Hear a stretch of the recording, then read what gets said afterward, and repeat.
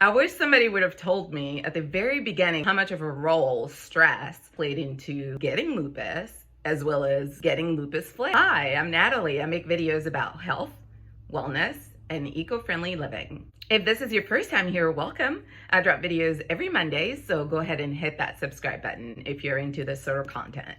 Today, we're talking about lupus and stress. This video is gonna have two parts.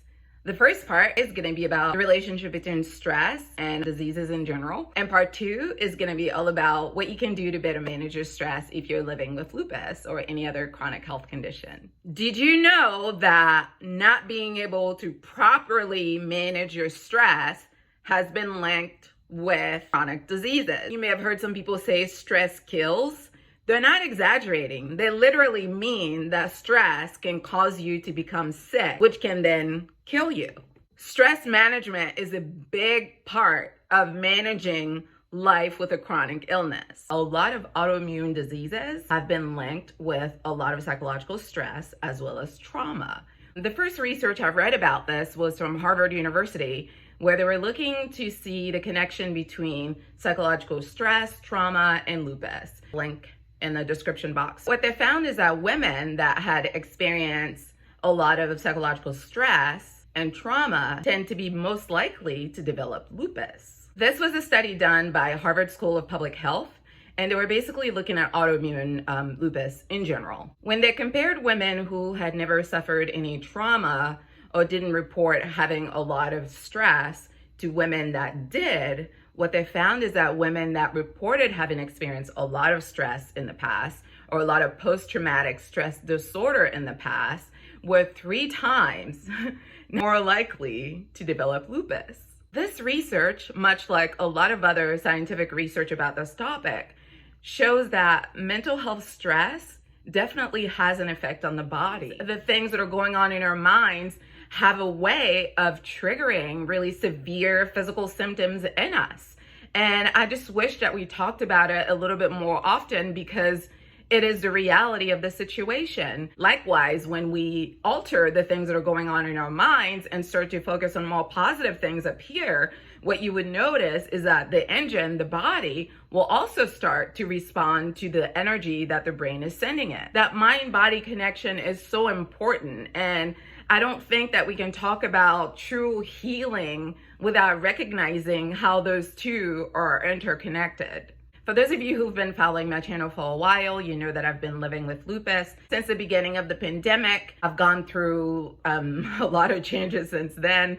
One of the biggest changes that happened during that time was developing issues related to kidney disease. One of the major things I noticed with that piece of my health is that I got to a point where I realized that I needed to change my brain frequency, be a little bit less like fatal and negative in my thinking about my health, and to focus more on like nourishing my soul and nourishing my mind and nourishing my body, and just really treating myself like I am my own infant and I am my own mother, and I need to mother myself.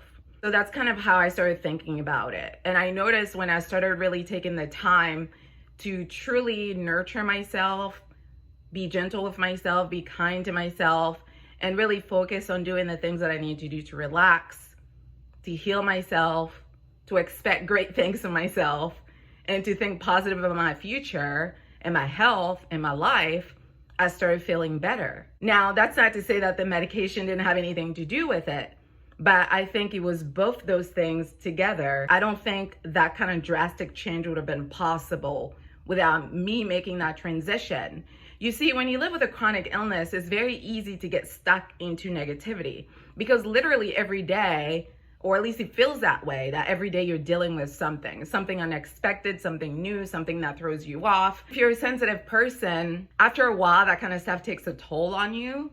And after a while, you start having kind of a jaded, kind of negative disposition. A lot of times you do it without even realizing it. It's not that you're trying to be negative. It's like you don't expect great things anymore. You don't expect to feel good. You don't expect to have good experiences, and you don't expect things to get better. Yeah, you go through the motions so that it can, but your attitude, your mindset, your outlook can get pretty dim. And A lot of times people don't even realize it until somebody else points it out for them.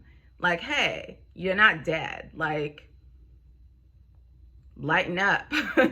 Like, yes, you have this thing going on, but it's not the end of the world. People have things that they're dealing with. You're not the only one. Everyone has different things that they're dealing with that are not ideal, and they manage and they go on. If you don't have people in your life to kind of give you that message or point that out for you, sometimes you just get stuck there on that vibration, on that negative vibration, and that's just where you live the rest of your life. And I just didn't want that for myself. I wanted to break out of the matrix, so I did.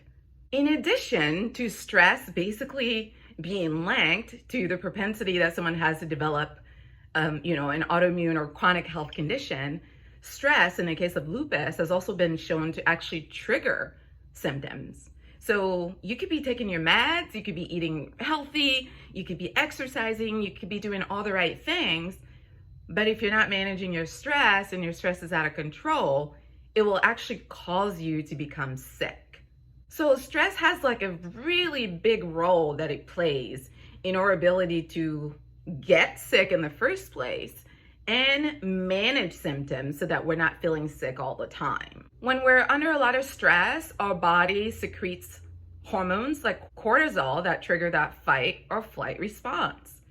And that fight or flight response basically flushes our brain with cortisol. And those stress hormones over time would cause our body to feel physically sick. Prolonged exposure to chronic stress will literally trigger physical symptoms in the human body. It will literally make us feel sick. It will literally cause us to become sick. And it does that because it weakens the immune system. So if your immune system is strong, you can have an exposure to, things that are looking to harm your body and you can repel them. But if your immune system is weakened because you've spent all of it fighting off, demons that you've created in your head about things that are never actually going to happen, then it leaves you open for any kind of attacks.